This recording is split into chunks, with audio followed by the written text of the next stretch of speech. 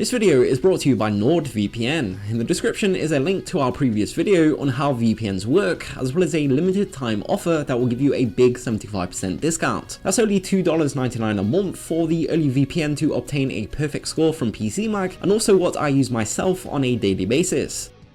Although it may be surprising to some, Winnie the Pooh, the iconic series starring the honey-loving yellow bear, has faced some moral concern in the past and for a number of different reasons. For instance, did you know that a Polish town had a suggestion to name a playground after the popular children's bear, but this was promptly shut down by city councillors due to the bear's appearance. Members deemed the bear inappropriate for children due to his, to quote, dubious sexuality and inappropriate dress. The discussion between councillors was sneakily recorded by one of the members and linked to the local press, where it was subsequently criticised and labelled as ridiculous. Nonetheless, the councillors did indeed reject naming the playground after the bear for these reasons, with one being heard saying, "The problem with that bear is it doesn't have a complete wardrobe. It is half naked, which is wholly inappropriate for children. Poland's fictional bear is dressed from head to toe, unlike Pooh, who is only dressed from the waist up." Further comments included concern over how the bear reproduces, and even going on to criticise Winnie the Pooh's author for potentially making the bear a hermaphrodite due to problems with his own identity. Another source for controversy in the children's series is Pooh's little pig friend, Piglet. The presence of Piglet in the books caused a UK school to pull them from classrooms over fear of offending any Muslim pupils. The English school's head teacher sent out a memo informing teachers that they must remove all books featuring pigs from classrooms for under 7 years olds. The memo read that this was prompted by a recent occasion where young Muslim children in a class were read stories about pigs,